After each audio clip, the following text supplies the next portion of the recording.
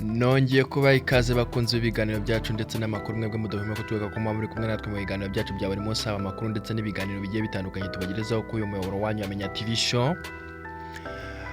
Uyu munsi nta kindi gihangayikishije isi ni intambara ya gatatu y'isi ishobora kuba mu gihe nta gikozwe. Ibi ndabivuga nshingiye ku mvura y'ibisasu yagabwaga mu gihugu cya Israeli hariya Tel Aviv ndetse na Jerusalem, aho nyine ibyo bisasu byagabwaga n'igihugu cya Iran kivuga ko cyari kiri kwihimura ku gihugu cya Israeli cyari kimaze igihe cyarabigirijeho nkana cyangwa se kica bamwe mu bagabo babo. Abo bagabo n'uwitwa Haniye, umuyobozi cyangwa se wari umukuru w'umutwe wa Hamas, ndetse na Nasra ari umunyamabanga wa Hamas, n'uwitwa Abis Nicolasani. Abo bose nyine ngo bagiye bivuganwa n'igisirikare cya Israeli, ngo rero ngo bakaba bakoze ibingibi bari nko kwihimura ku gihugu cya Israeli cyagerageje nyine cyangwa se cyambuye ubuzima abo bagabo.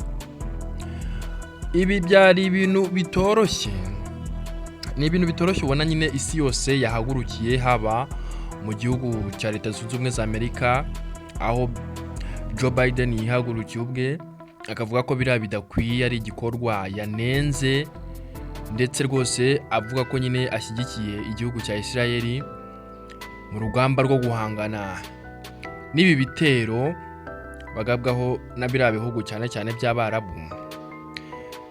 N'ibindi bihugu byagiye bibihagurukira nko muri Espagne, urabona ko nabo bagize icyo babivugaho banenga ko biriya bitero atari byo cyangwa se babinenze, nyine bavuga ko bidakwiye, bakwiye guhagarika intambara.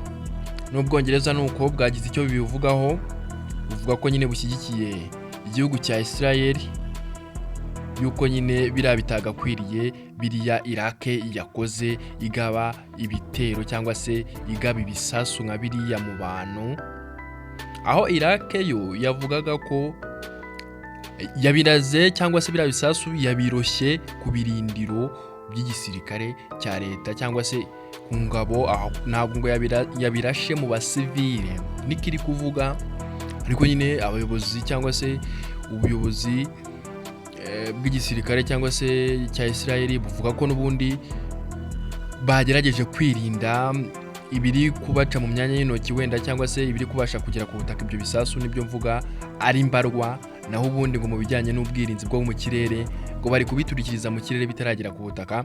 Si ibyo ko nyine hatabura ngo igica mu rihimye kikagwa ku butaka kikagira ibyo cyangizwa. Ibi bisasu rero byarashwe Tel Aviv ndetse na Jerusalem, bikaba byangije ibintu byinshi. Hari ibintu byagiye byangiza, aho usanga nyine hari inzu zagiye zangirika nyine mu buryo bukomeye, n'ubuzima bw'abantu birumvikana ntabwo bwabura kuhagendera, nubwo wenda imibare itaratangazwa neza, ariko ntabwo wavuga ko nyine hatari ababuriyemo ubuzima.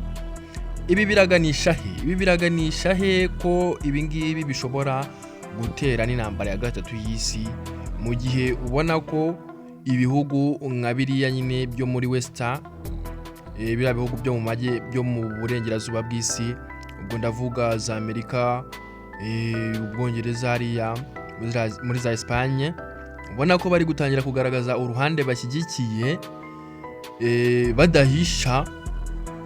Ubu twitaga iki bishobora nyine gutanga intambara ya gatatu y'isi mu gihe nta gikozwe, mu gihe noneho hatangiye kubona ko kugaragara yuko nta bintu byo kwihishanya, ari ukurekura imvura ingana kuriya y'ibisasu mu gihugu, ushobora gutera intambara ya gatatu y'isi nta gikozwe.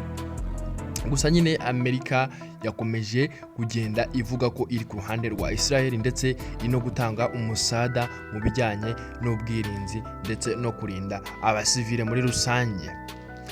Iki gihugu cya Iran kivuga ko ari ibintu cyashakaga gukora kuko Israel yari imaze kubigirizaho nkana, ibicira abagabo ukagira ngo iri kwica utunyamaswa turi aho dusanzwe. Ivuga ko nyine iki gikorwa yagikoze yihorera ku bagabo Isirayeli yishe abanya-Irani bari bishimye mu mihanda biraye, reka sinakubwira ibyishimo ni byose. Ndabashimiye mwebwe mudahwema gutwega ko muri kumwe natwe mu biganiro byacu bya buri munsi. Mbibuza gukora subscribe, like, share, comment kugira ngo mukomeze mubane mu biganiro byacu bitaha. Mugubwe neza, mugira amahoro. Ciao.